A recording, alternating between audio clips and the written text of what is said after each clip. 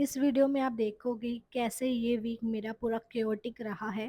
Mummy का hospitalised होना, ज़ूडियो जाना, passport application and so on. Hey everyone, very welcome back to my channel doctor Garima insights. और मैं हूँ डॉक्टर गरिमा और मैं जा रही हूँ आज घर। और मैंने की थी कैब बुक जिसमें sports persons, politicians and all सब थे और सब कुछ ना कुछ डिस्कस कर रहे थे। घर पहुँचने के बाद मैंने कॉल की अपनी फ्रेंड को और उसके बाद हम गए मंदिर। मेरी फ्रेंड ने पहले ही मुझे बोल दिया था कि हम ऐसी जगह जाएंगे जहाँ मैं कभी नहीं गई हूँ। मैं बचपन से कुरुक्षेत्र में रही हूँ, यहीं पैदा हुई हूँ, लेकिन यहाँ मैं कभी नहीं गई। एंड दैट्स कॉल्ड गीता ज्ञान संस्थानम। और ये मंदिर इतना सुंदर था, अंदर से मुझे नहीं लगता था कि कुरुक्षेत्र में भी ऐसा कुछ होगा।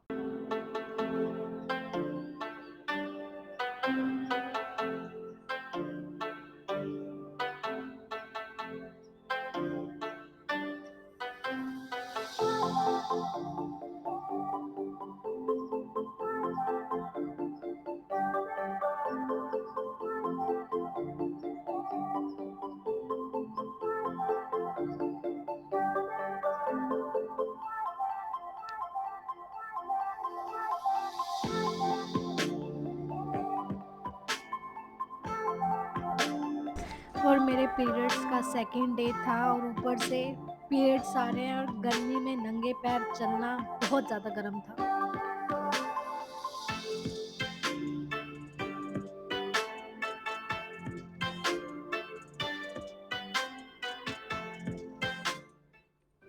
और फिर वहाँ हुई शाम की आरती।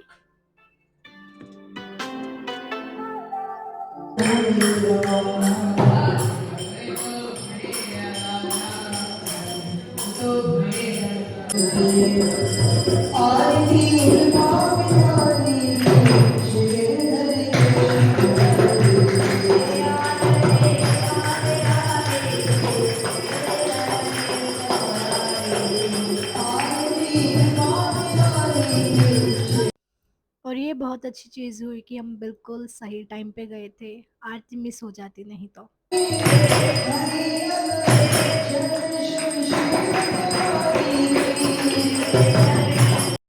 और आरती के बाद हमने पूरा एक्सप्लोर किया। मेरी फ्रेंड तो बहुत बार आ चुकी है बट मैं पहली बार आई थी, तो मैंने पूरा एक्सप्लोर किया क्या क्या है यहाँ पे, क्या नहीं है। और सब लोग इस गाय के स्टैचू के साथ फोटोज क्लिक करवा रहे थे। काफ़ी अच्छा एनवायरनमेंट था, मुझे बहुत अच्छा लाइट पीसफुल लगा। और ये नाइट में लाइटनिंग के बाद बहुत सुंदर लगता है।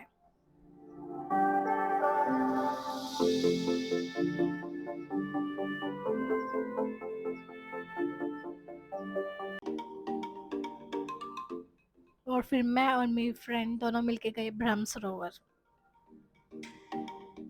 ये तो एक तरह का रिचुअल ही बन चुका है, अगर मैं घर गई तो मैं अपनी फ्रेंड को ज़रूर बुलाऊंगी और ब्रह्म सरोवर ज़रूर जाएंगे। और मेरा भांजा आया हुआ था, मुझे इसको परेशान करने में बहुत मज़ा आ रहा था। इसने ऑलरेडी ही अपने कपड़े गीले किए हुए थे पानी से और उसको और पानी से खेलना था। मुझे इसको परेशान करने में मज़ा आ रहा था और मेरे भाई को मुझे परेशान करने में मज़ा आ रहा था। क्या आपका भाई भी ऐसा करता है कि आपका फ़ोन ले लेगा और आपको ज़ूम इन ज़ूम आउट की वीडियोस बनाएगा, आपको इरिटेट करेगा आपकी वीडियोस बना बना के। और ये हमेशा ऐसा करता है।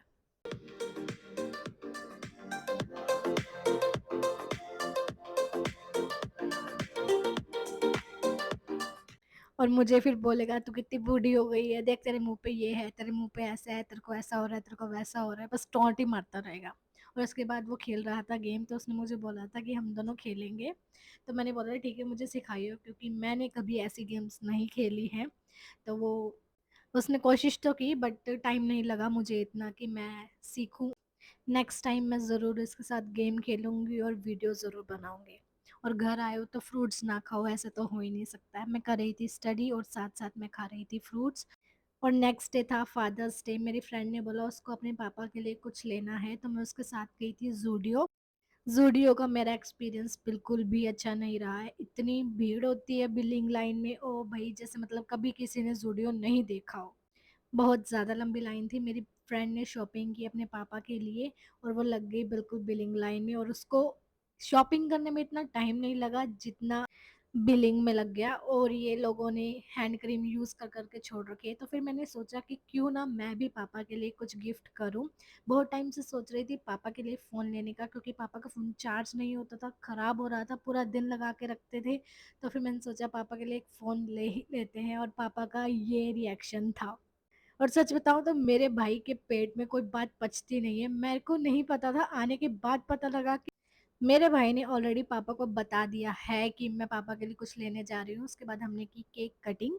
सच बताऊं तो पापा का एक्सप्रेशंस देख के आप लोगों को बहुत अच्छा लगा होगा। I feel so proud to gift him my first gift ever.